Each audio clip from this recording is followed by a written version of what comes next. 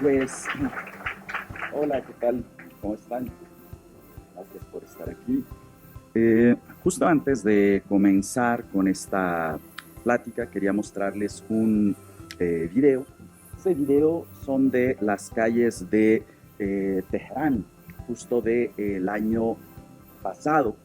Y vamos a ver poquito, porque es un video muy largo. ¿Qué vieron que les haya llamado la atención? ¿Se imaginaban así Irán?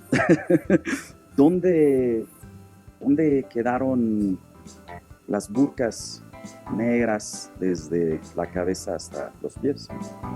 Claro, ojo, esto no quiere decir que no haya una represión en Irán, por supuesto que la hay, pero la imagen que nos hemos hecho también en el occidente, los medios en torno a este Irán, donde pareciera pues que la mujer es una sombra que no se le puede ver, también es un poco alejada de la realidad. Claro que hay velo, por supuesto, pero como vemos, hay muchas mujeres que salen a la calle sin estar cubiertas. ¿Sí? Esa explicación de ver en los medios, sobre todo los medios oficiales iraníes, a las mujeres cubiertas desde arriba abajo, por lo regular suelen ser las mujeres que apoyan al propio régimen y que curiosamente son ellas también las que están a favor de muchas de las leyes que llegan a reprimir a la propia mujer. ¿Y por qué vemos ahorita este video? ¿Por qué quería empezar con él?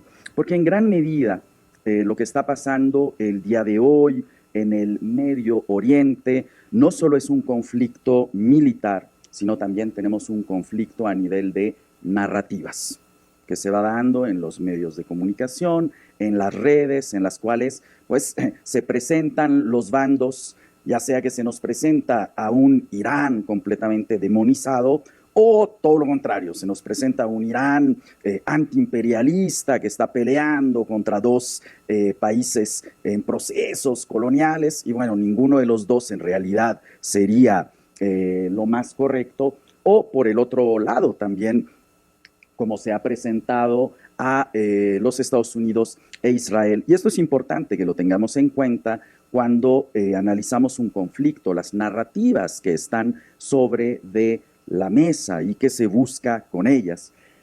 ¿Qué vemos aquí enfrente de qué es lo que ven, qué ciudad reconocen?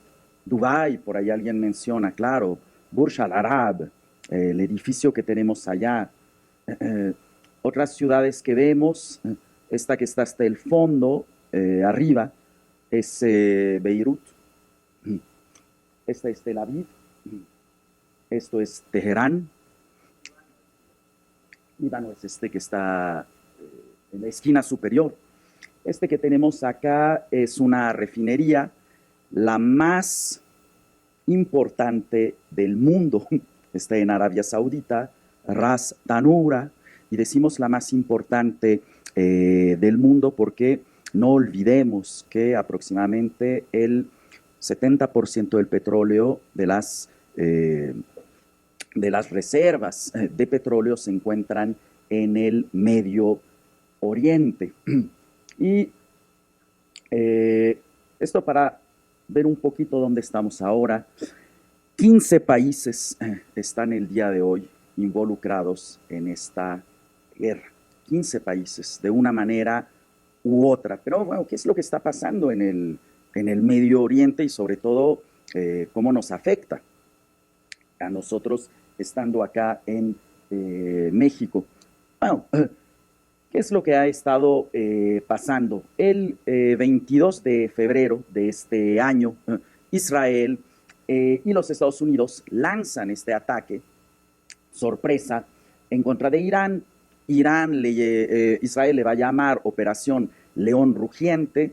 Recuerden además que el año pasado hay ya una guerra que dura 12 días, la cual Israel va a llamar aquí León Ascendente, nombres que van también con esta narrativa. A Estados Unidos le pone un nombre muy norteamericano, Furia Épica, ¿sí? Pero aquí es interesante porque ¿qué nos querrá decir esto de león rugiente o león ascendente? Ya de entrada el nombre de la operación, desde la perspectiva de Israel, nos está dando un poco cuál es el objetivo por parte de las fuerzas militares israelíes o del gobierno de Netanyahu. ¿Por qué león? León ascendente, león rugiente. ¿El león es algún símbolo nacional de Israel? ¿El rey de la selva? Bueno, ¿se acuerdan cuál era la bandera de Irán antes de la revolución islámica del 79? Un león. Muy bien, y el león ha sido el símbolo de las monarquías persas e iraníes y era el símbolo además de la monarquía de los Pahlavi. Entonces el mensaje que se nos está mandando ya desde ahí es que uno de los objetivos principales para esta guerra es un cambio de régimen al interior de Irán. ¿Y a quién se ve con mejores ojos? Vamos a ir por partes, pero entre la oposición que encontramos el día de hoy en Irán, pues probablemente les suene Reza Pahlavi, el hijo de Mohammad Reza Pahlavi, el Shah depuesto en 1979, que por si nos acordamos, ¿a dónde se fue en el exilio el Shah, Mohammad Reza Pahlavi? Y antes de llegar a Estados Unidos, a México, Cuernavaca. Cuernavaca sigue su casa y bueno, después se va a Estados Unidos a que lo traten, le da un cáncer y fallece de esto, fallece justo de esto. Entonces es interesante ver que incluso los nombres de operaciones llevan un mensaje detrás. Vemos además que durante el primer día del conflicto se acaba con el jefe de Estado iraní, el Ayatollah Ali Khamenei, quien había estado en el poder pues desde 1989, ¿sí? Pero además de esto, él ya era el presidente de Irán desde 1980, mientras que Khomeini, el Ayatollah Ruhollah Khomeini, era el jefe de Estado. Bueno, se empieza con varias ciudades, Teherán, Isfahán, Qom, muchas de ellas ciudades donde se creía que había bases o plantas nucleares o de enriquecimiento y algunas otras que tienen un simbolismo también. Por ejemplo, la ciudad de Qom, que es la ciudad donde se inició la Revolución Islámica en 1979. Es la ciudad natal de Khomeini y hoy podríamos decir que es un centro ideológico, intelectual de las autoridades, sobre todo de los clérigos que aspiran a formar parte de la burocracia iraní. Y la respuesta de Irán es comenzar a atacar a los países del Golfo. Primero se empieza atacando bases norteamericanas. Recordemos que la base norteamericana más grande fuera de Estados Unidos está en, antes de ello, Japón. 65,000 marines norteamericanos hay en Japón. Pero efectivamente, Qatar al-Udeid es una de las bases, es la base más grande del Medio Oriente y es una de las bases más importantes. ¿Por qué Irán se pone a atacar a los países árabes? ¿Qué lógica hay detrás de esto? ¿Por qué hacerse de más enemigos? Si ya está siendo atacado por Israel y por los Estados Unidos, ¿por qué comenzar a atacar todavía más países? Sabiendo perfectamente que a nivel militar, Irán no está al nivel de los Estados Unidos. Al nivel de Israel, sí, pero al nivel de Estados Unidos, en lo absoluto. ¿Por qué creen ustedes que haría esto? ¿Se volvieron locos los ayatolás? Para que no se vuelvan aliados de Estados Unidos, bueno, ya son aliados de Estados Unidos, ya hay bases militares norteamericanas allí. Justo la justificación de Irán es que al haber bases militares son objetivos legales. Pequeño detalle, no lo son. O sea, tanto se violó la soberanía de Irán al ser atacado, como Irán también violenta la soberanía de los países árabes al atacarlos en represalia. ¿Qué lógica habrá ahí? Atacar a otros, generar el caos. Bueno, estamos realmente ante un nuevo modelo de guerra, porque lo que decide atacar Irán son los assets norteamericanos. Irán decide no atacar, ¿sí? No ir a lo militar en contra de Estados Unidos porque sabe que va a perder, y lo que hace Irán es declarar una guerra a la economía. como que declarar una guerra a la economía.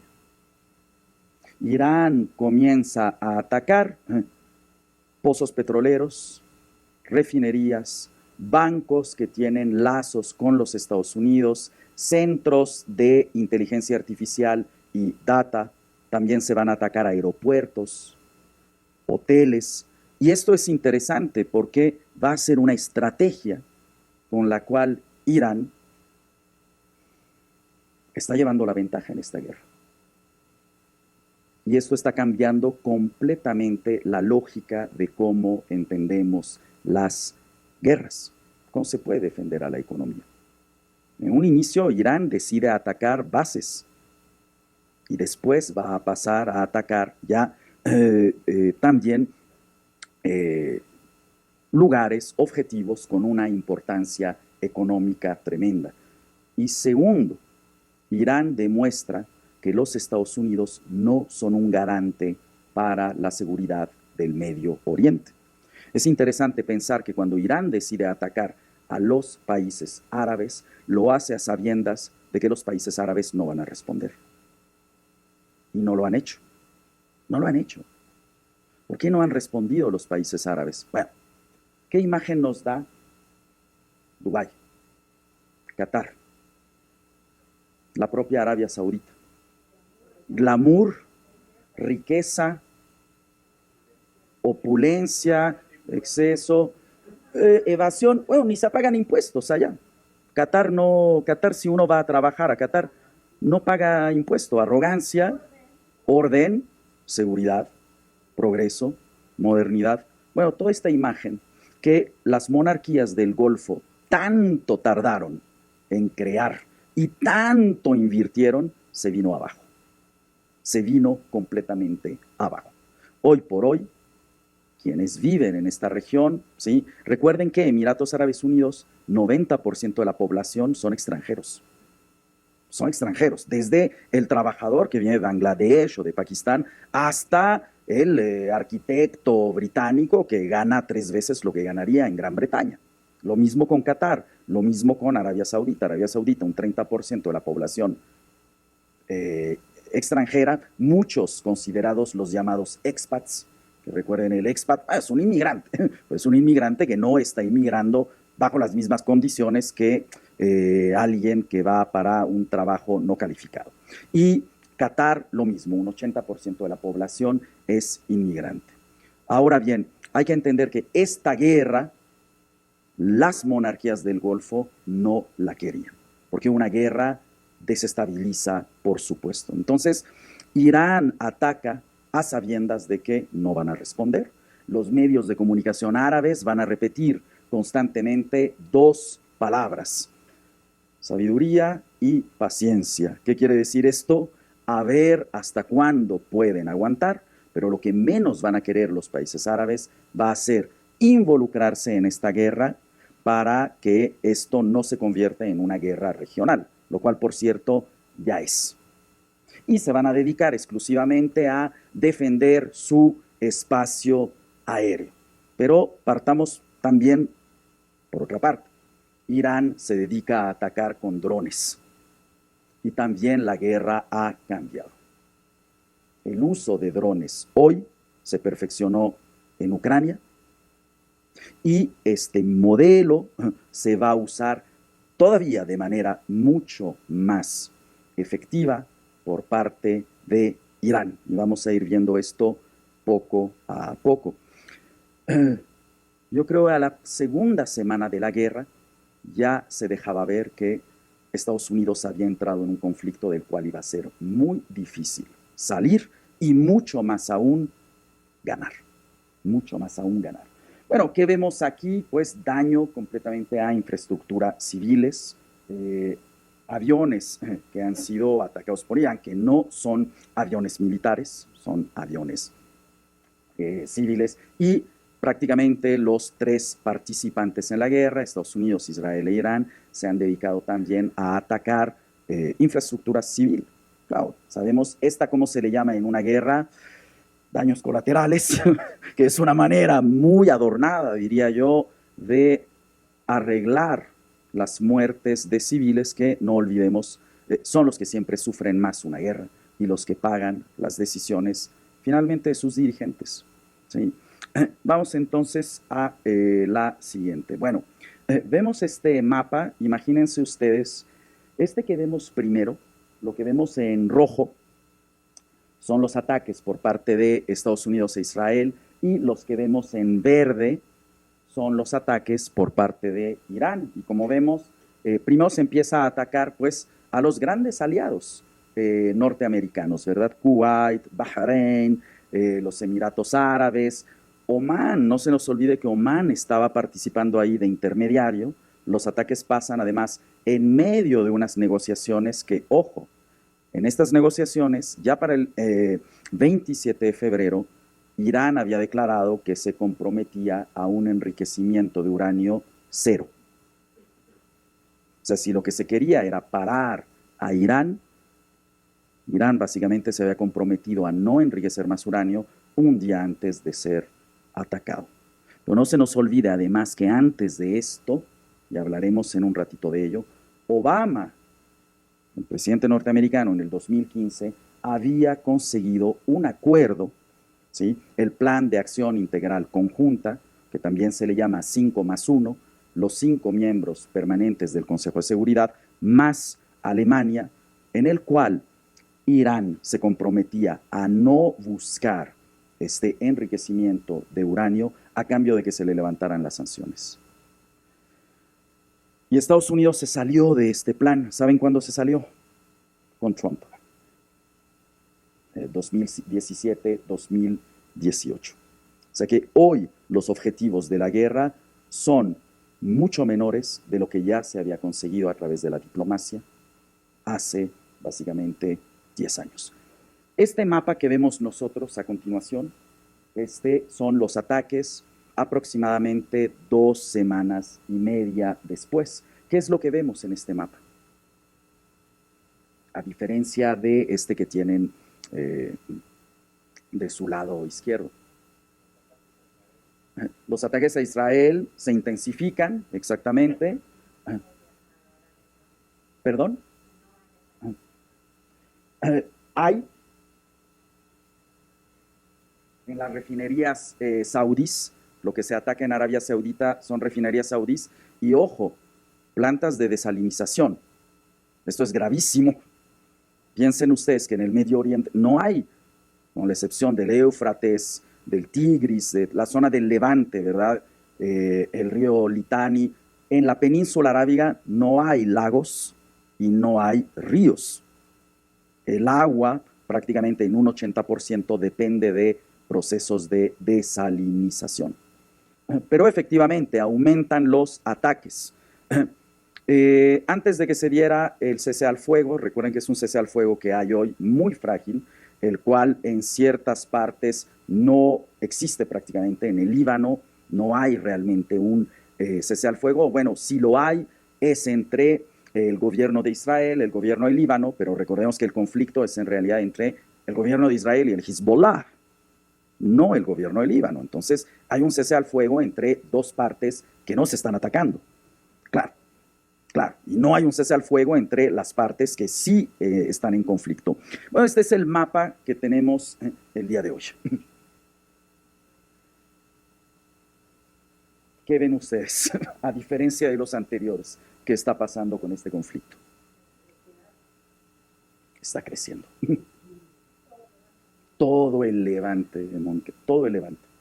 Está creciendo, pero de una manera desmesurada. 60 días, un poquito más de conflicto al día de hoy. O sea, diríamos, ya en la primer semana, básicamente ya de el cuarto mes, ya vamos para 3 meses de conflicto. ¿Qué se ha conseguido? ¿Qué objetivos se han logrado? No se sabe con exactitud. Se culpó a Irán.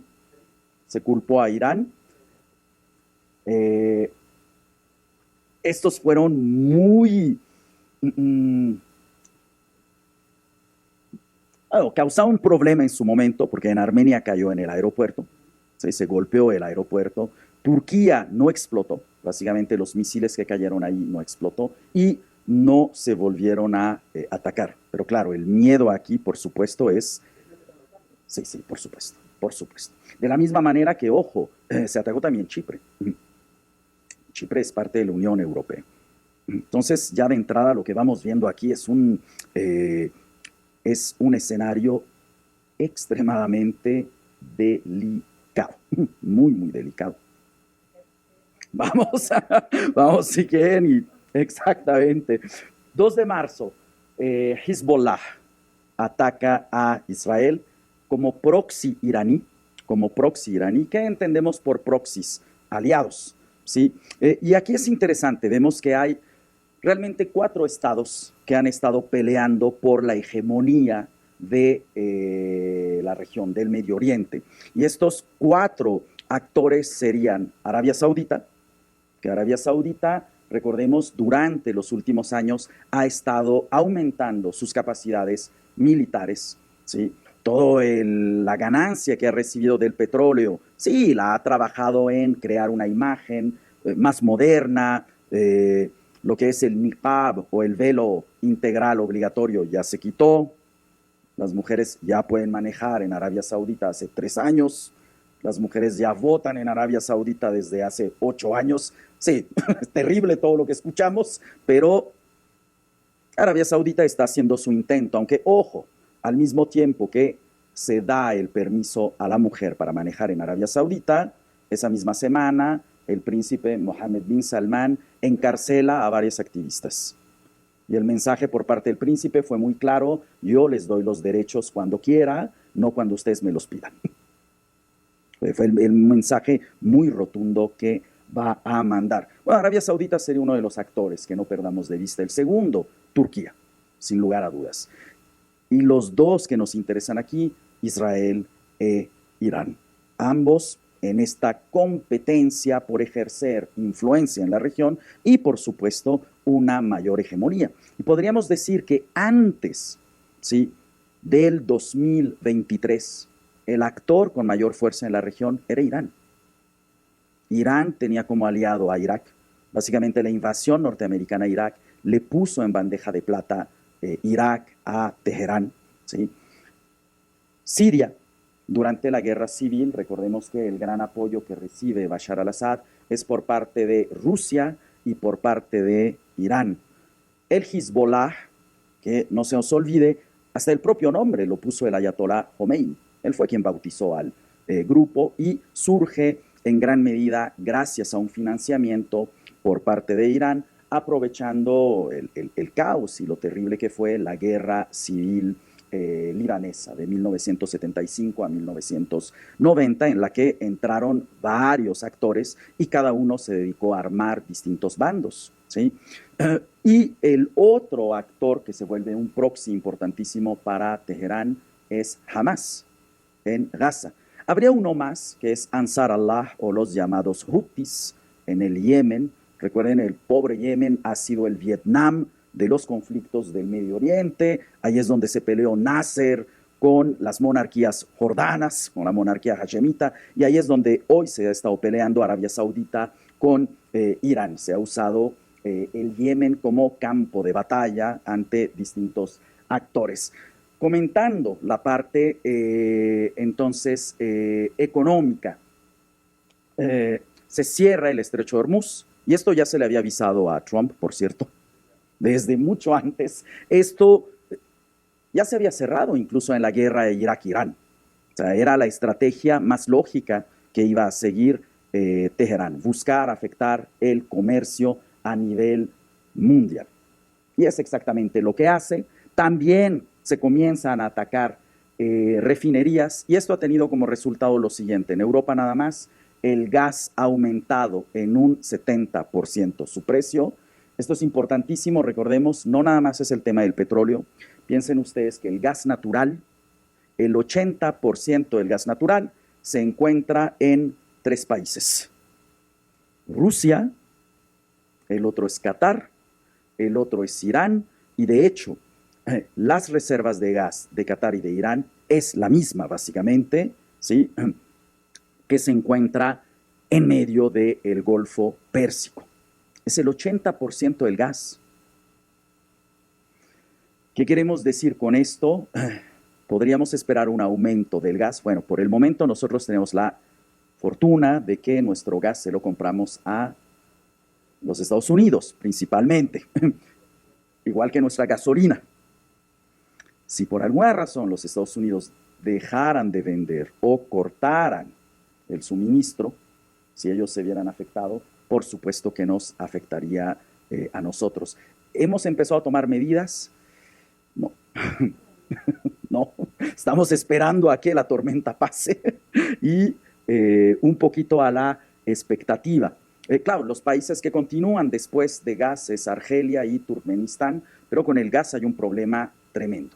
Con el gas hay un problema tremendo. Nos podría salvar el Ártico, porque recuerden, en el Ártico probablemente haya 30% de reservas de gas, pero bueno, eso es otra historia y eso es otro escenario que probablemente veremos durante los siguientes años. Esta lucha por el Ártico en la que probablemente la región pues, va a salir afectada por la extracción de recursos naturales. Petróleo, este es el precio de hoy. Imagínense ustedes que al inicio de la guerra el West Texas estaba más o menos en $67. Hoy está en 104, pero ojo, hoy bajó con respecto a ayer. Y el Brent, el inicio de la guerra estaba en un 72 dólares por barril. Hoy está a 114, ayer llegó casi a 120. Los economistas comentan que en cuanto se superen los 120, esto ya va a generar probablemente una recesión. ¿Por qué no nos ayuda esto? Nosotros tenemos petróleo, ¿no? Bueno, sí tenemos. No quiero sonar, no es malinchismo, pero no tenemos del bueno. A ver, ojo, ¿a qué me refiero con eso del bueno? Estos dos petróleos se les llama petróleo ligero y dulce. Son adjetivos un poco raros para llamar al petróleo. Y quiere decir que son fáciles de procesar y con ellos se hace gasolina y diésel. La mayoría de petróleo que nosotros tenemos es el pesado, el Maya 22. Sí que tenemos petróleo ligero, de hecho el Isthmus y el Olmeca, pero este petróleo no representa ni siquiera el 38%. Entonces, ¿qué quiere decir esto? Que nuestro petróleo es difícil de procesar, nuestro petróleo no se puede vender tan caro. De hecho, durante los últimos años, nuestro petróleo ha salido con mucha agua de mar y por lo tanto nos lo han comprado más barato. Y ese es el petróleo que nosotros vamos a vender y nos lo devuelven en gasolina. Entonces, como vemos, el conflicto en el Medio Oriente no nos va a dar mayores ganancias y el aumento del precio del petróleo, lo único que va a hacer para nosotros, que de hecho hay ahorita un pacto, ¿no?, es que el precio de la gasolina no aumente. En Estados Unidos nada más, hace 3 meses, el precio de la gasolina, el litro, estaba a $2.50, hoy supera los $4. Para darnos un poco una idea.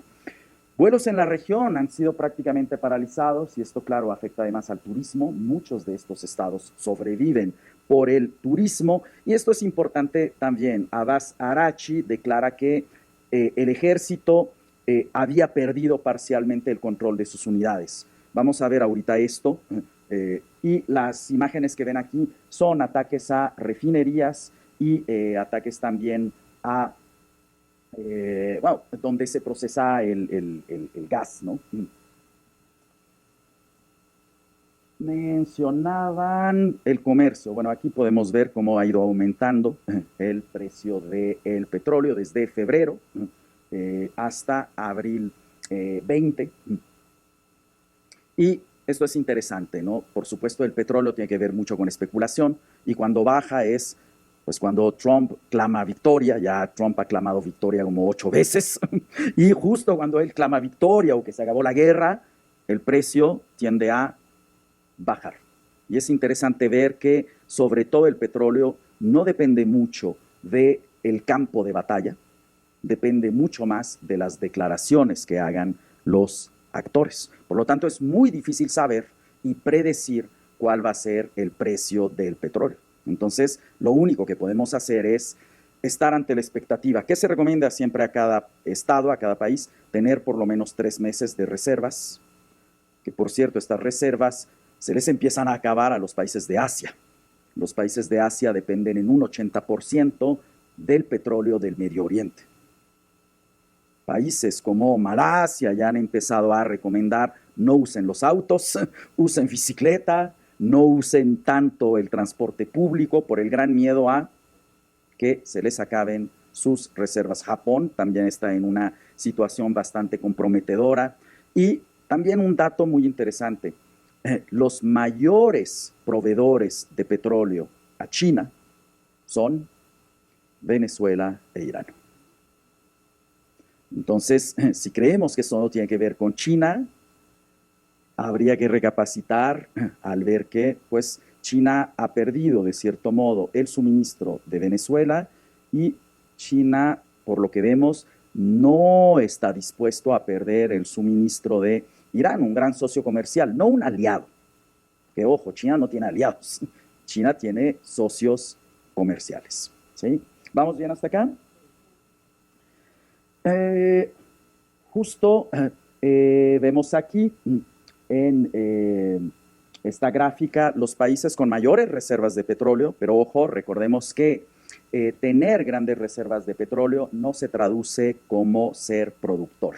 De hecho, el país con las mayores reservas de petróleo del mundo es Venezuela. Y sin embargo, vemos que la producción de petróleo venezolano es muy, muy, muy, muy baja. ¿Cuál es uno de los grandes productores de petróleo? Arabia Saudita. Y como les comentaba, ¿cuál es la refinería que produce más petróleo? Ras Tanura, la cual es atacada para la segunda semana. Y tiene que cesar actividades. ¿Sí? Irán, vemos también que no es un gran productor, pero se ha beneficiado bastante de esta guerra. Bastante. ¿Y esto por qué? Por todo el exceso que ha ido recibiendo gracias al aumento del precio del petróleo. Irán usará estas ganancias en, no sé, fomentar tal vez la educación, la equidad de género, no lo sé. Yo creo que por el momento probablemente no, probablemente no. No, igual que como han hecho varios de estos estados, ¿no? Con los excedentes, sí han construido ciudades increíbles, pero también han aumentado su capacidad militar. Y desgraciadamente lo han invertido en la educación, pero no en construir un Medio Oriente más seguro, sin lugar a dudas, sin lugar a dudas. Bien, y si vemos esta gráfica, pues esta nos muestra las variaciones del precio del petróleo a lo largo de la Guerra Fría. Curiosamente, esta no ha sido la más alta, ¿sí? Esto lo tendríamos, por ejemplo, en 2008, ¿sí? O con la invasión a Ucrania, pero tampoco habíamos tenido una guerra de esta magnitud antes, una guerra en la cual hubiera más de 15 participantes. Vemos igual aquí cómo los precios han ido aumentando y con respecto a el comercio, ¿qué les llama la atención de esta vista satelital? No hay aviones, pero están evitando todo. Ahora, ¿cuántos de estos países saben ustedes que dependan del turismo? Muchísimos. Israel, Jordania, Emiratos, por supuesto. Arabia Saudita todavía encontramos, ¿verdad? Qatar, el propio Irán. Es un país muy, muy turístico. Y claro, a esto hay que agregar, ojo, que no lo perdamos de vista, ¿sí? Afganistán y Pakistán entran a un conflicto abierto, está en guerra, unas pocas semanas antes de que empezara el conflicto con Irán. De hecho, el gobierno de Pakistán se está enfrentando a los talibanes por la región del Pashtunistán, ¿sí? los pashtunes, es un grupo étnico, esos son los que usan la burka. ¿Sí? Un grupo étnico que está entre Afganistán y entre Pakistán. Conflicto de estos que vemos alrededor del mundo, cortesía en su momento de la Gran Bretaña, esto de dividir pueblos y salir, y bueno, darles una bandera y ver después qué pasa con ellos. No, y esto es importante porque este conflicto puede afectar las negociaciones de paz. Recordemos hoy que Pakistán está siendo mediador. Pakistán siendo Islamabad, está buscando servir como espacio de negociación, mientras que el propio Pakistán está llevando a cabo una guerra abierta.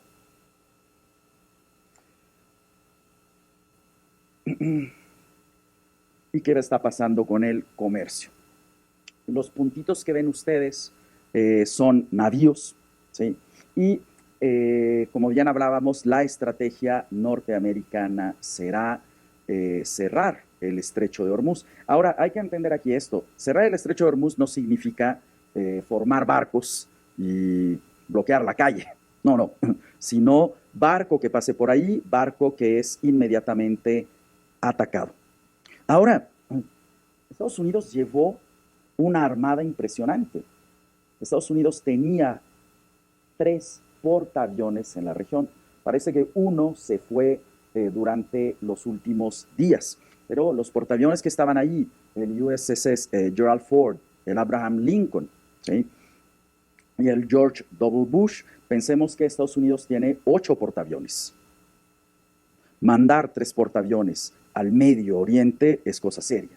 Sin embargo, los portaaviones son prácticamente inútiles en el estrecho de Hormuz. ¿Y por qué decimos inútiles? Piensen que este espacio, el más estrecho, son menos de 30 kilómetros y no quiere decir que los 30 sean navegables. La zona más estrecha hay nada más 3 kilómetros navegables. O sea, para usar portaaviones, básicamente habría que meterlos en filita, lo mismo que los acorazados, lo mismo que los buques de guerra, y no se nos olvide que Irán es una fortaleza natural. ¿Qué queremos decir con ello? Al norte están las cordilleras Alborz, al sur las Sagres, y esto hace que prácticamente una invasión a pie sea imposible dentro de Irán y que al mismo tiempo estas cordilleras se usen para tener ahí misiles, tener ahí drones, tener ahí cohetes y poder lanzarlos y al mismo tiempo estar protegidos. Estados Unidos ha estado mandando marines a la zona y recuerden también, Estados Unidos ya van 2 veces que negocia con Irán y al mismo tiempo envía tropas y decide atacar. 2 puntos aquí podrían ser un objetivo militar. Hasta arriba la isla de Hark, la que está escrita Karg, ¿sí? Ahí es donde básicamente Irán procesa todo su petróleo. Y la otra sería hacerse del puerto de Bandar Abbas y con eso proteger, ¿sí? El tránsito a lo largo del estrecho de Hormuz. Ambas acciones serían peligrosísimas, porque esto lo que haría es todavía intensificar más el conflicto. Y esto es el comercio el día de hoy. Como ven ustedes, ¿qué ha pasado con el comercio? Se desplomó. ¿Qué sale básicamente del estrecho de Hormuz? Tanqueros. Después tenemos el roll-on, roll-off, es básicamente transporte que se mete a barcos. O sea, transporte, camiones, sí, que se va a meter a barcos. Carga, en general. Dry bulk, esta es importantísima, es básicamente el granel en seco. ¿Qué quiere decir esto? Cualquier materia prima que no se ha trabajado ni se ha procesado, ¿sí? Y lo último son los contenedores. El estrecho de Hormuz es uno de los estrechos más importantes para el comercio, porque de hecho sigue una línea de suministro, ¿sí? Va, salen y entran. Todo lo que va a hacer el comercio que bien puede venir o ir hacia el estrecho de Malaca, que puede seguir por el otro lado, por el estrecho de Bab el-Mandeb, que después sigue por el canal de Suez, que después pasa por el estrecho de Gibraltar. Y esto es importante, esta guerra nos ha demostrado lo frágil que es nuestro comercio. Básicamente hay 5 o 6 choke points o cuellos de botella por donde pasa todo el comercio mundial, y lo que hemos visto es que es muy fácil cerrarlo y con esto afectar la economía de nuestro planeta. Irán entonces, gracias a que ha aumentado el precio de barril, Irán ha podido vender mucho más petróleo y a precio mucho más caro, porque ojo, cuando hablamos de que el estrecho está cerrado, el estrecho está cerrado para quien lo decide, Irán. Y hoy lo que ha hecho Trump es hacer un bloqueo al bloqueo iraní. Sin embargo, todavía hay barriles iraníes en tránsito hacia su destino, y esto básicamente puede dar una ganancia tremenda. Sí, hablaríamos de unos, son billions en inglés, son miles de millones, como 15 mil millones de dólares que puede recibir Irán, y esto le permite aguantar, a pesar de que hay un bloqueo norteamericano, sin problemas de aquí hasta agosto, septiembre.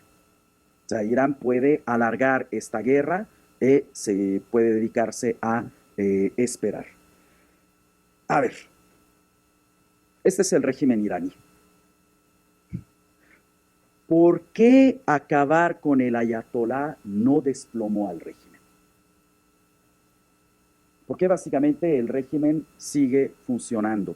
Bueno, porque este régimen es a prueba de decapitación.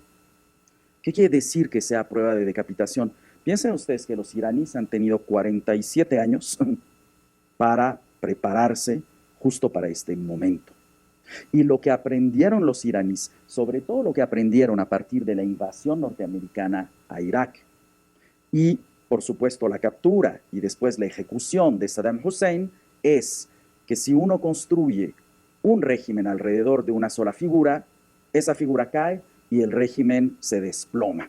Es lo que le pasó al régimen de los Assad en Siria, es lo que le pasó a Libia cuando cae Gaddafi, y a partir de las últimas 2 décadas, los iraníes se van a dedicar a descentralizar su gobierno. Entonces, pensar que el gobierno iraní funciona como una dictadura a las que estuvimos acostumbrados en Latinoamérica es no entender este gobierno. Y eso es exactamente lo que le pasó a Estados Unidos. Eso es exactamente lo que le sucedió. Es asesinado el ayatolá, cae y el régimen va a seguir funcionando. ¿Por qué? Lo que tenemos en verde, ¿sí? Todo esto que tenemos son distintas facciones que hay al interior del régimen iraní. Está el líder supremo, que sería el jefe de Estado, el presidente, que es el jefe de gobierno, el parlamento. Por cierto, todo lo que ven ahí en verde se escoge a través del voto directo. O sea, en Irán se vota por presidente, sí. Se vota por miembros del parlamento, sí.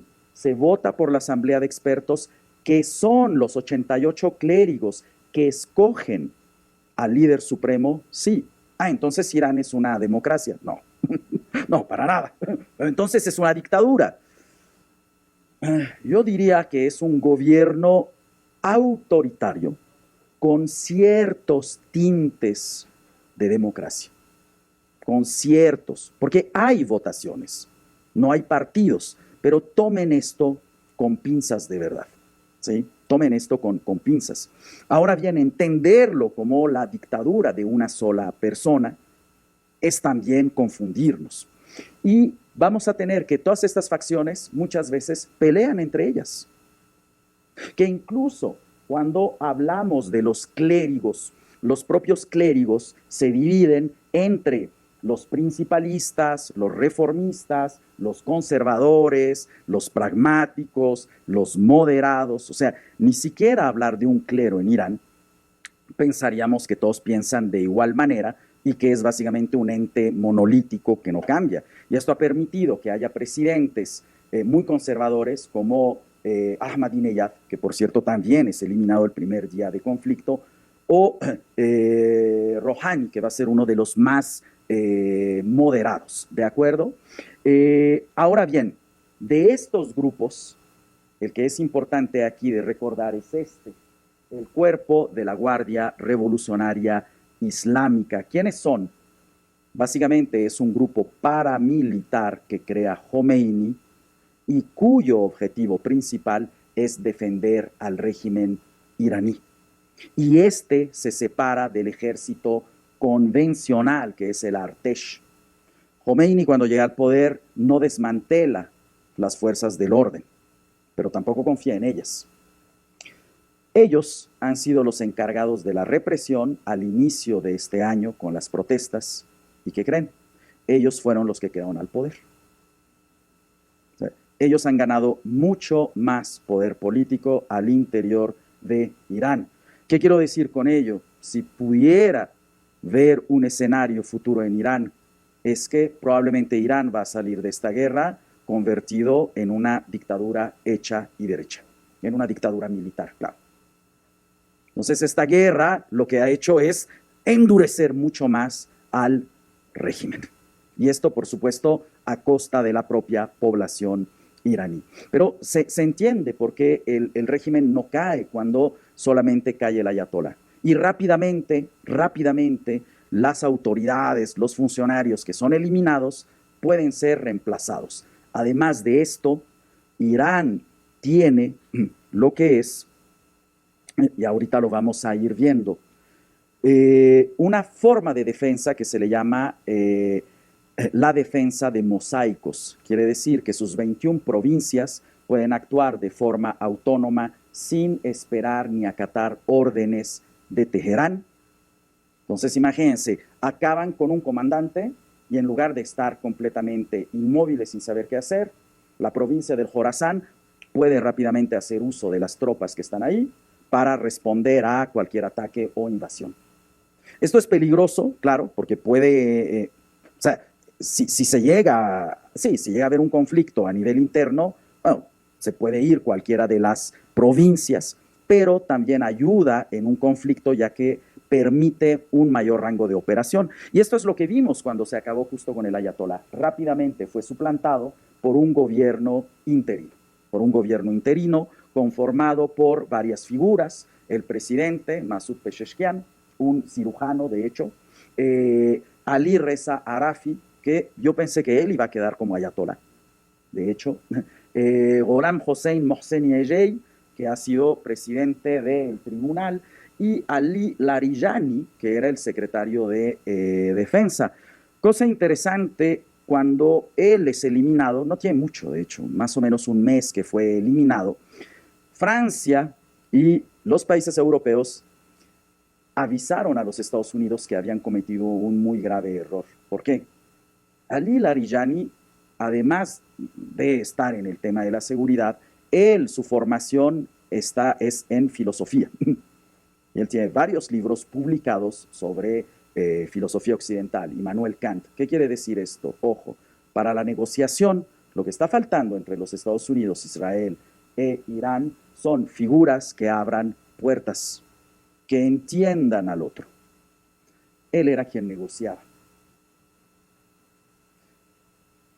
Al haberlo eliminado, hoy ni siquiera Estados Unidos está seguro de con quién está negociando del bando iraní.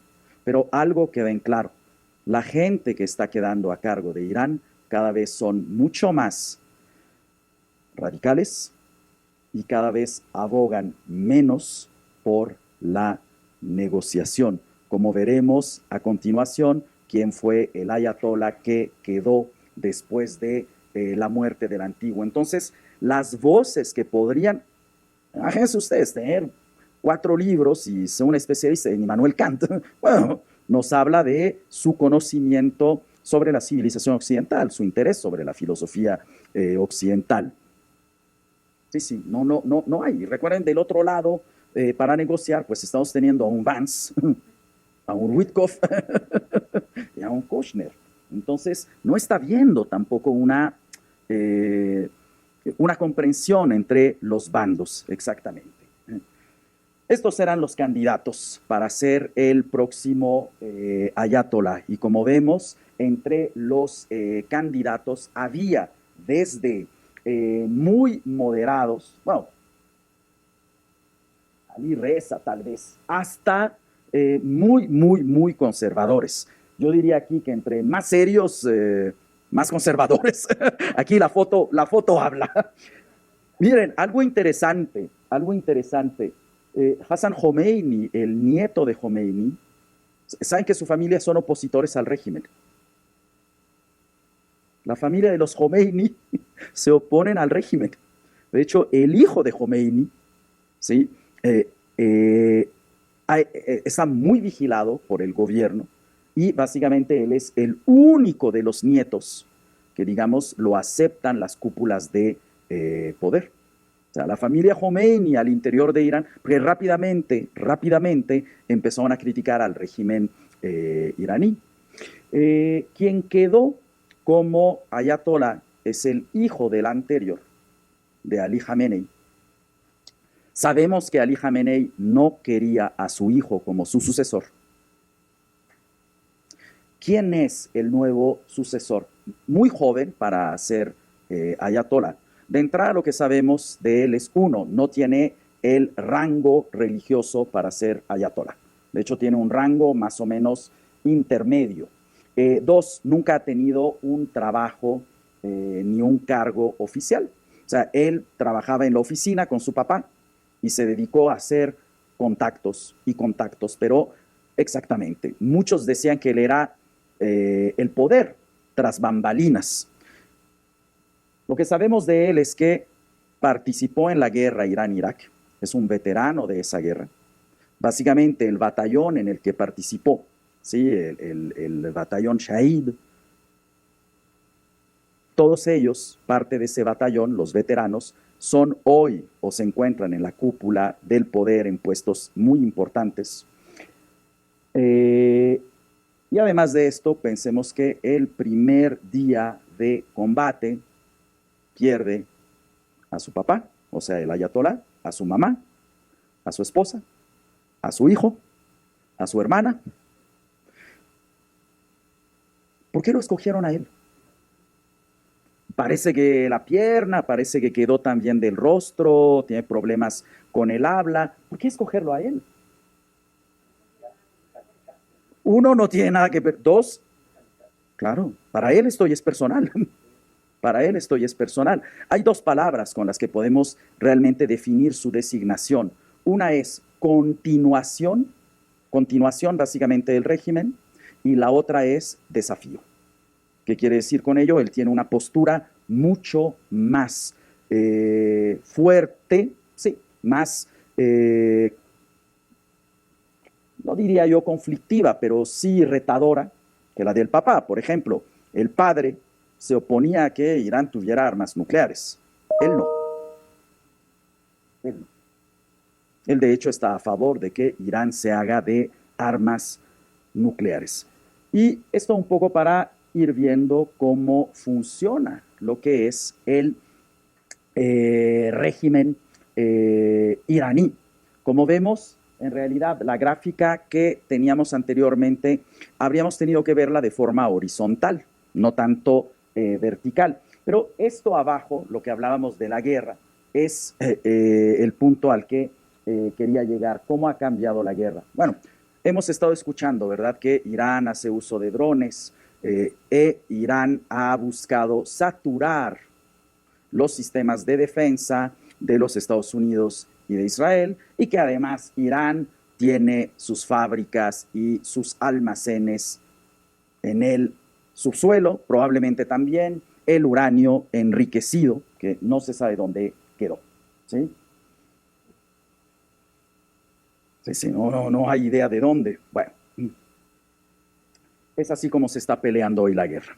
Imagínense que Irán lo que está haciendo es enviar centenares de drones que pueden costar $30,000, incluso hay más baratos, y los norteamericanos, así como los israelíes, están usando para detener cada dron misiles que valen $4 millones, $2 millones, $126,000, $25,000. Esta guerra es insostenible. insostenible. Pensemos nada más. La guerra suele tener una lógica a nivel económico. El soldado, que es lo más barato, aunque suene muy deshumanizante, que es lo más barato para producir, después es la artillería, después es la artillería mecanizada, o sea, los tanques, y uno va subiendo. Después tenemos la marina, después tenemos ya los misiles, y lo más caro para producir y mantener es la aviación. Sobre todo si uno va a ir 16.000 kilómetros lejos de las costas, porque se debe de llevar portaaviones, ¿sí? Estados Unidos e Israel empezaron esta guerra desde lo más caro. Estos drones se encontrarían por encimita de la infantería. Son muy baratos para producir. Piensen, por ejemplo, los Patriot o los misiles que usa Israel para su defensa en lo que es la onda de David o el domo de hierro. Israel tiene la capacidad de producir aproximadamente 100 por año. Irán puede producir de 8.000 a 10.000 drones al mes. Al mes. Entonces, ¿qué es lo que estamos viendo aquí? Pues cada vez un Estados Unidos que no sabe cómo salir de esta guerra. No hay objetivos claros en cuanto a qué es lo que quiere Estados Unidos. Se dijo primero, bueno, Estados Unidos lo que quiere es acabar con el enriquecimiento de uranio. Estados Unidos lo que quiere es hacer un cambio de régimen en Irán. Esto no se ha conseguido. Lo que se busca entonces es que Irán renuncie a su capacidad balística. No lo va a hacer. Que Irán renuncie al apoyo de sus proxies, del Hezbollah, de los Houthis, de Hamas. Lo que vemos ahora es que Irán está queriendo negociar y llevar esta guerra con frentes unificados, a diferencia, por ejemplo, de lo que pasó a partir del ataque por parte de Hamas del 7 de octubre, que Hamas estaba peleando por acá, Hezbollah estaba peleando por allá, los Houthis estaban peleando por acá. No, esta vez parece que hay un frente mucho más unificado. Entonces, hay un enorme problema aquí. Estados Unidos se fue a una guerra sin saber qué es lo que quiere de ella. Y Estados Unidos cada vez se ha puesto la vara más alta.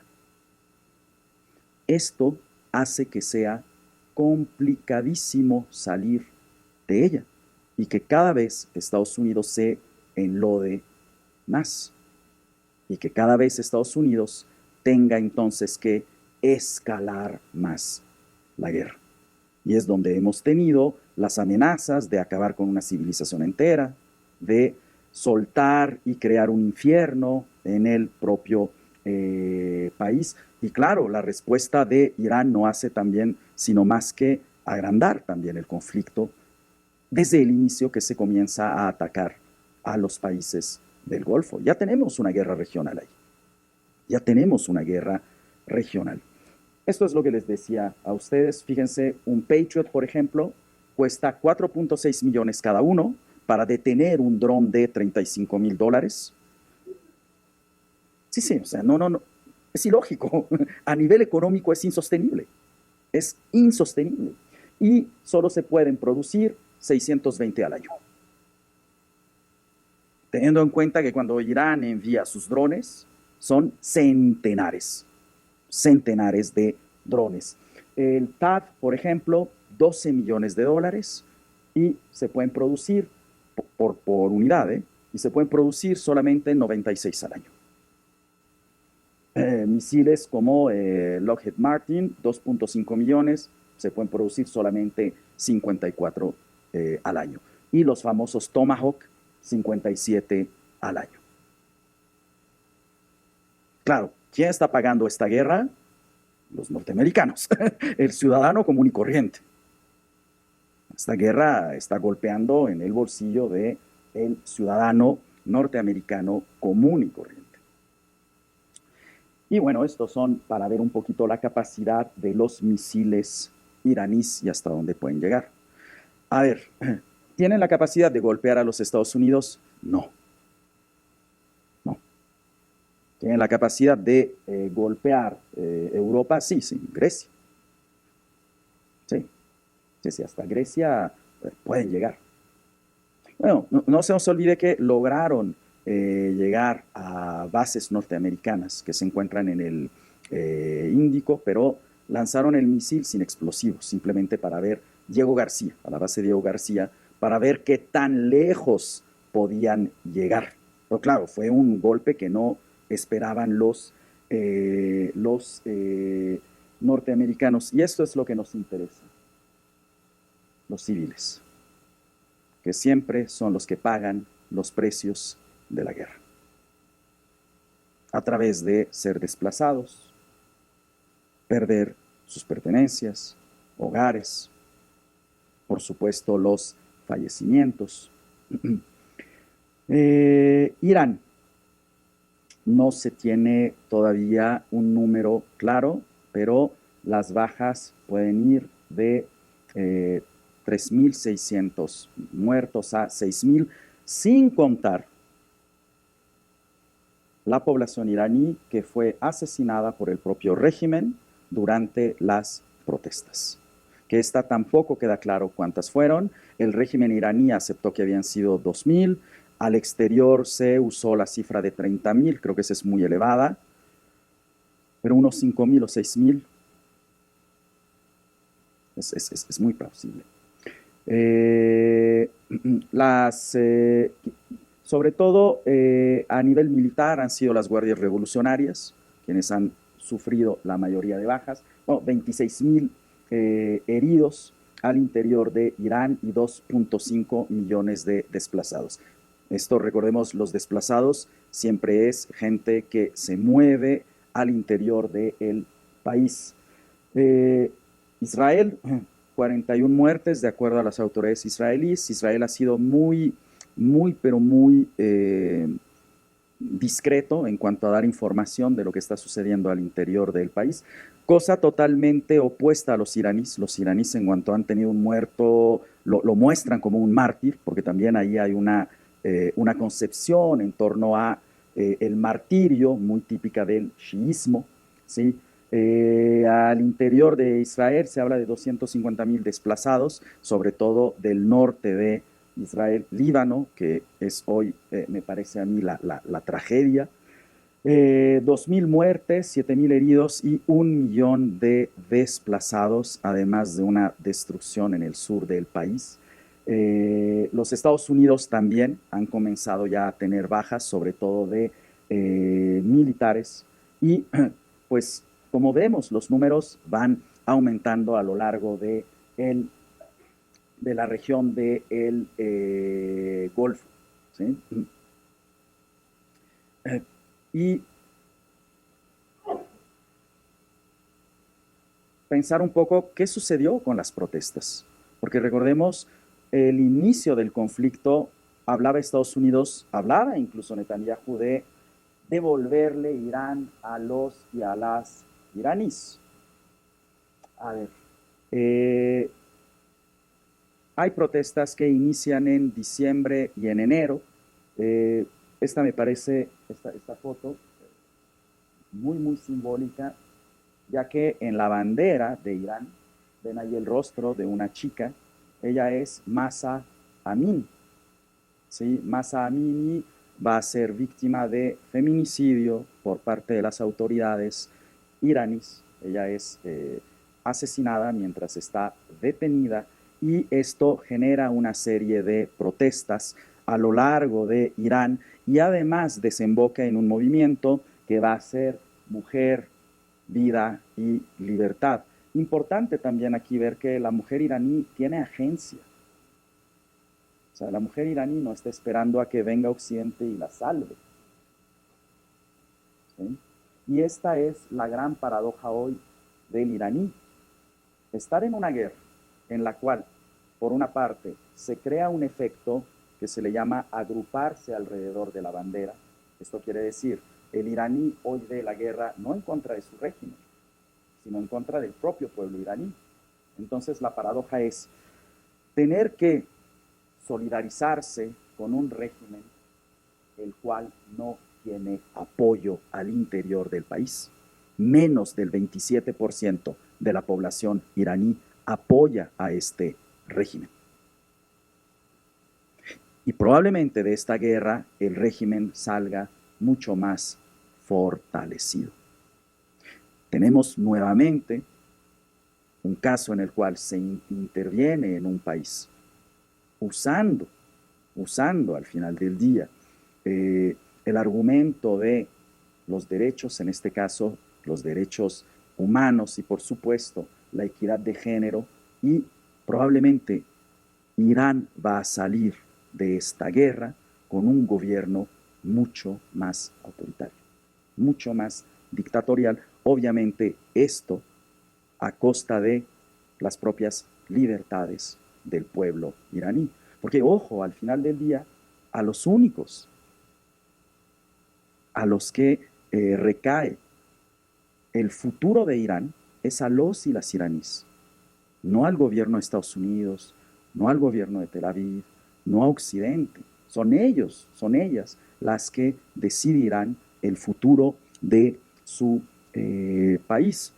Claro, era el mejor momento para atacar, porque las protestas parece que habían debilitado bastante al régimen iraní. Y hay que mencionar que estas protestas se dan por una cuestión económica, justo antes de la guerra, un dólar equivalía a 1.274.280 reales, imagínense ustedes nada más, una inflación del 42%, un aumento en los precios de los alimentos del 72% y en productos sanitarios y médicos en un 50%. Justo en clase lo platicábamos, ¿sí? En la clase de geopolítica, les comentaba yo a los alumnos a inicio de año, este es el momento para un ataque. Para un ataque. Y efectivamente, ¿no?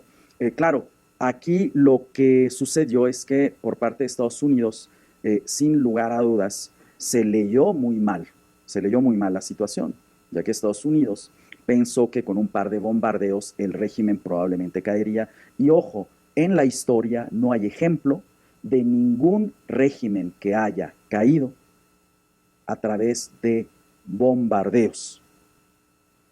El único es Japón. Y sabemos por qué. Porque no fue cualquier tipo de bombardeo. Fueron 2 bombas atómicas. ¿Sí? ¿Qué se necesita para hacer un cambio de régimen? Bueno, para empezar, yo sí estoy un poco en contra de cambios de régimen forzados. La democracia no entra a una sociedad ni con calzador.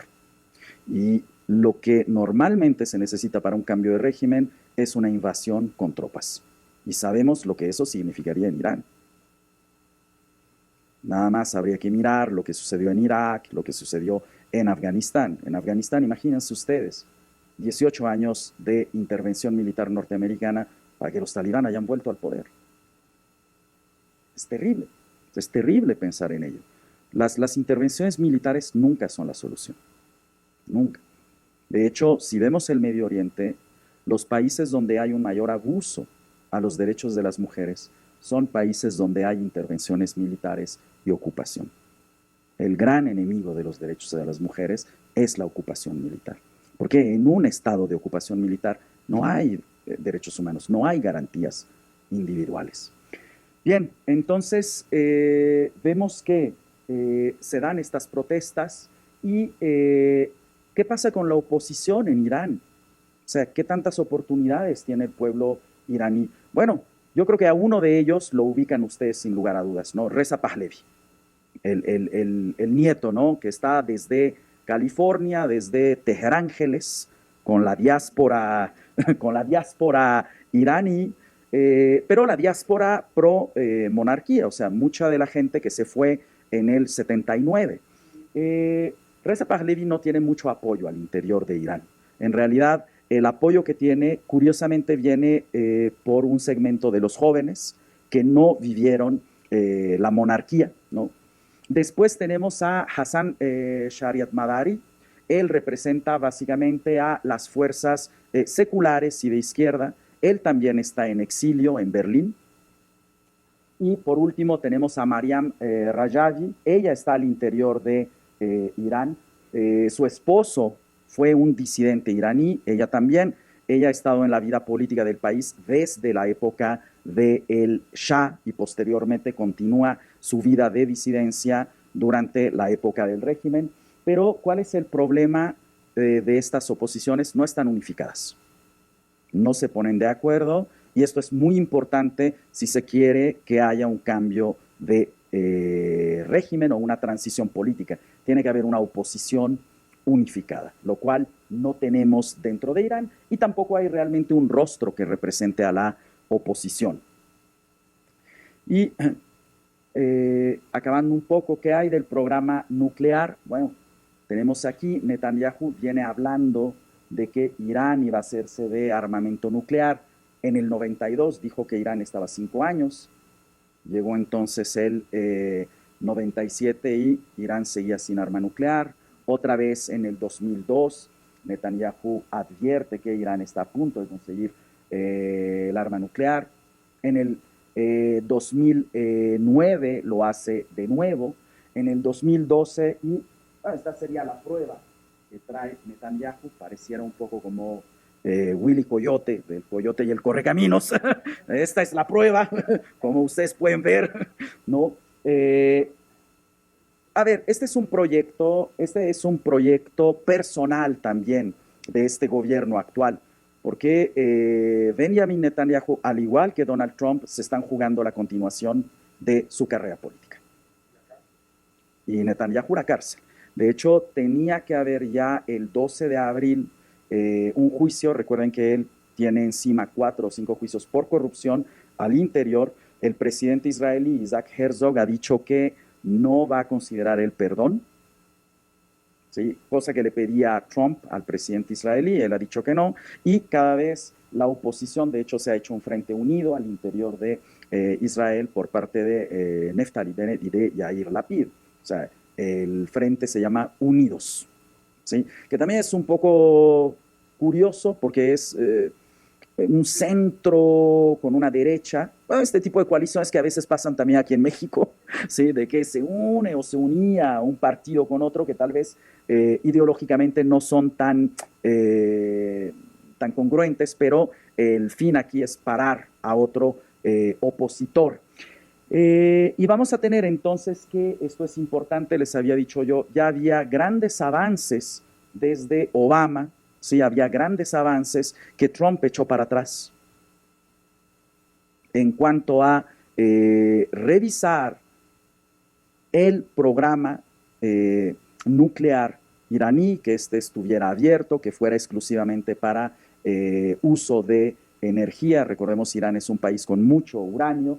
Rafael Grossi, ¿sí?, argentino, jefe del Organismo Internacional de Energía Atómica de Naciones Unidas, declaró al menos en el 2025 que no había pruebas de que Irán tuviera armas nucleares ni programa nuclear. Sin embargo, esto es importante mencionar, esta información es del 2023, no sabemos lo que ha pasado el último año. Y si me preguntan a mí, yo creo que Irán ahora está más convencido que nunca de que tiene que ir por el arma nuclear. Si este régimen quieren sobrevivir, muy probablemente van a ir. Sabíamos hasta 2023 que Irán ya contaba con 60% de uranio enriquecido. Para hacer una bomba nuclear se necesitan 90. Sin embargo, de 70 a 90 se puede conseguir en cuestión de semanas. Lo importante es de 60 dar el salto a 70. ¿Dónde quedó este uranio? No sabemos. No tenemos idea. Trump había dicho que se había logrado terminar con las capacidades balísticas y de enriquecimiento de uranio de Irán en la guerra de los 12 días de 2025, pues parece que no, porque se reinició una nueva guerra. Y claro, un Irán con armas nucleares no hace más que crear un ambiente mucho más peligroso. Recordemos además que el tema de las armas nucleares, ¿quién decide qué país puede tener armas nucleares? Los que ya tienen armas nucleares. O sea, de hecho, hubo un programa nuclear durante la época del Shah. Entonces, realmente la cuestión aquí no era si Irán podía tener armas nucleares o no, sino si un régimen amigable o un régimen hostil y antagónico podía tener las armas. Y bueno, esto vemos una protesta al interior de Tel Aviv. La pancarta dice Bibi, o sea, es el nombre que se le da a Benjamin Netanyahu, Bibi don't bomb Iran, a sabiendas de lo que esto iba a conllevar. Justo para terminar, vemos que estos son los objetivos de la guerra y ninguno se ha conseguido. Por parte de Estados Unidos es reabrir el estrecho de Hormuz. El estrecho ya estaba abierto antes de la guerra, entonces ahora es el objetivo principal de esta guerra, evitar que Irán obtenga armamento nuclear. Trump sabemos que estaba pensando tal vez en enviar un comando estilo lo que se hizo en Venezuela, y que este comando pues rescatara o secuestrara o transportara, pongan el adjetivo que más les guste, el uranio enriquecido como si fuera Maduro. No, la diferencia es que el uranio enriquecido es radioactivo. Sí, sí, sí, así que, pero sabemos que pensó en esta estrategia, detener la capacidad balística de Irán, terminar con el apoyo iraní a los proxies y eliminar al régimen de Irán. Se ven muy lejanos estos objetivos. Para lograr cualquiera de ellos se necesitaría una invasión con tropas. Y una invasión con tropas sería el final de la economía norteamericana. Irán es 4 veces del tamaño de Irak. E Irán, a diferencia de Irak, tiene una población de 93 millones de habitantes. La de Irak era de 22 millones. Y sabemos lo que sucedió en Irak después de la ocupación. Es un país que es imposible de ocupar, y si no sería muy, muy difícil. Israel, el primer objetivo sin lugar a duda es destruir el programa nuclear iraní.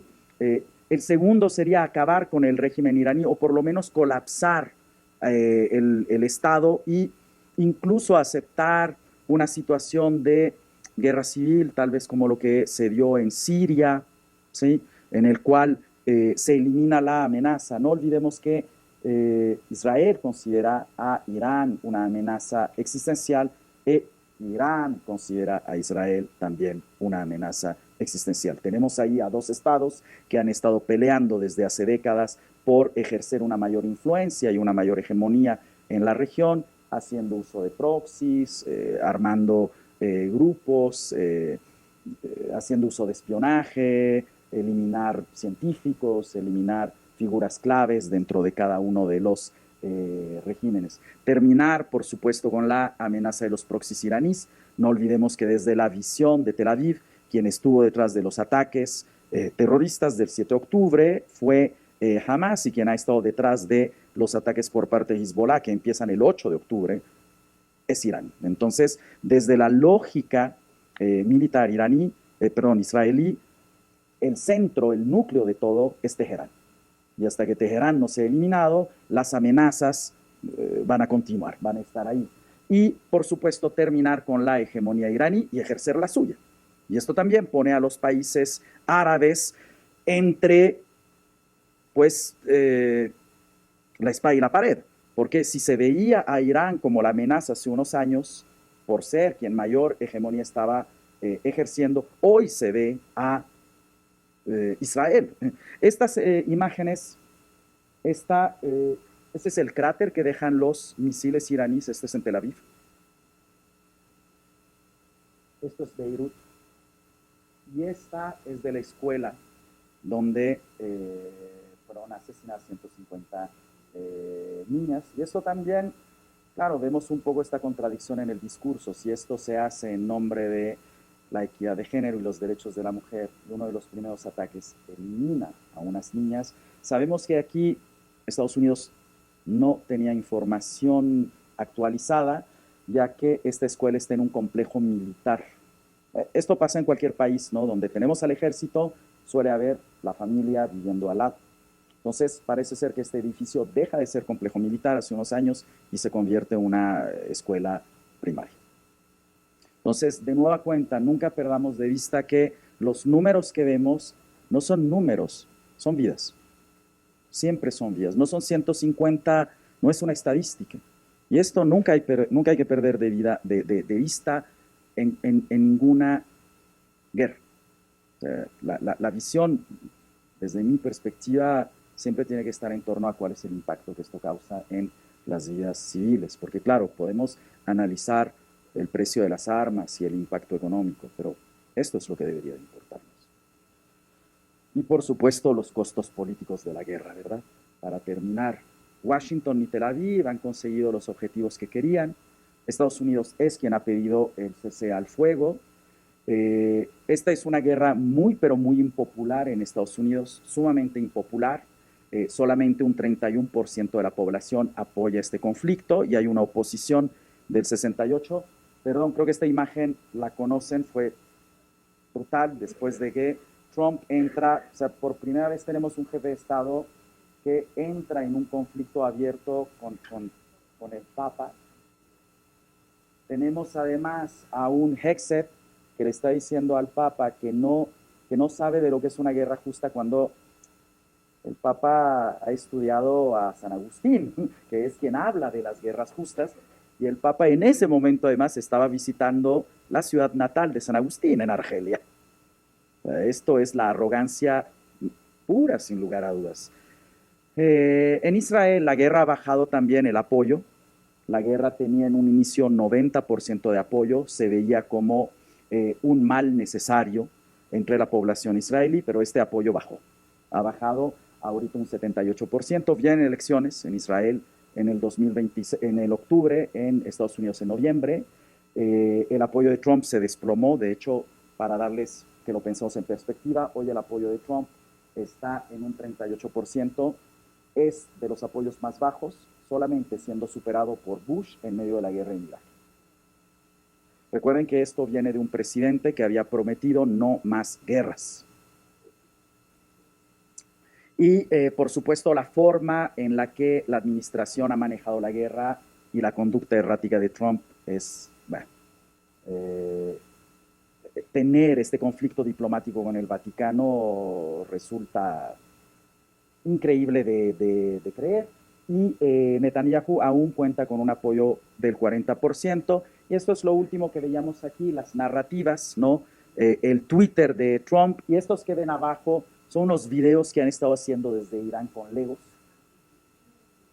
donde están golpeando durísimo. O sea, parece que tienen materia de dónde sacar sus videos cada día, porque no le perdonan una a Trump.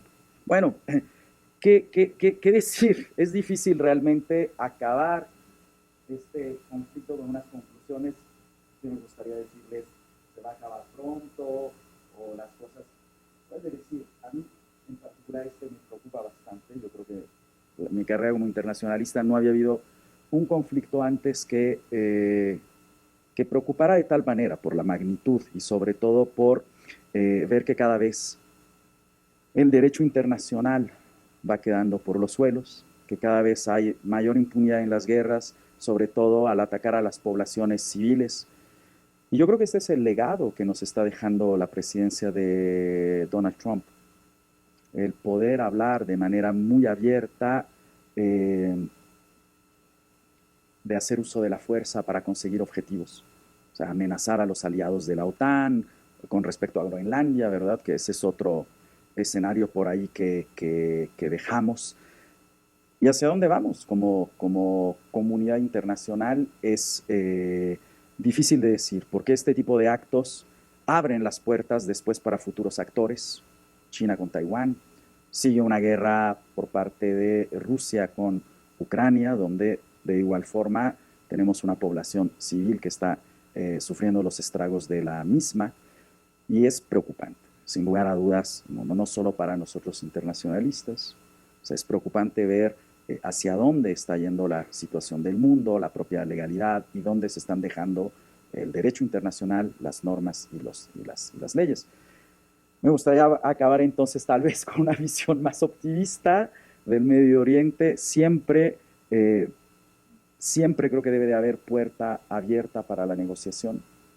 Y si por lo menos este cese al fuego no conlleva a una firma de paz, bueno, por lo menos quedarnos en un estado de guerra fría en el cual no siga habiendo ataques contra la población civil, creo que esto sería el escenario mucho más optimista. Entonces, de mi parte, eso ha sido todo. Si quieren, podemos empezar aquí una serie de preguntas si todavía nos queda un tiempecito. Pues, gracias.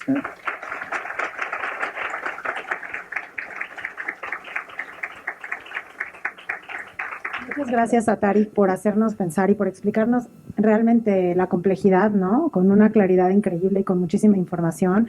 Gracias por ser tan generoso y compartir eso, Tarik. Gracias por también ayudarnos, pues sí, a entender la complejidad. Y yo creo que esto no es solo para internacionalistas, yo creo que es para economistas, para politólogos, para comunicólogos, para filósofos, pues porque es una cosa pues, de vida, ¿no? De vida y muerte, ¿no? Y creo que también la pregunta de Roberta nos hace pensar el escenario en el que también ahora vamos a estar nosotros, ¿no? O al menos los 3 países de Norteamérica con el Mundial teniendo el conflicto de cierta forma en casa, o sea, de alguna forma, ¿no? Y todas las amenazas y también Estados Unidos dándole por todos los frentes, ¿no? Como hoy con México, ¿no? Con lo del el gobernador de Sinaloa poniendo una presión enorme a la presidenta en términos de la defensa de la soberanía y al mismo tiempo el narcoestado, etcétera. Entonces, pues muchísimas gracias, Tarik, en verdad. Y creo que la pregunta de Carla nos deja reflexionando igual de, pues sí, esto es irresoluble, ¿no? O sea, en términos de, desde nuestra percepción, pero no quiere decir que no podamos hacer cosas. Cada quien, ¿qué guerra interna tiene o tengo y qué guerra familiar, laboral tengo, ¿no? Que podría no caer en estas, creo que soberbias como las que estamos viendo al menos en Benjamín Netanyahu y Trump y esta locura, ¿no? De verdad que se le puede votar a uno y tronar todo, ¿no? Entonces, bueno, un aplauso muy grande a Tarik por esto y ejercicios.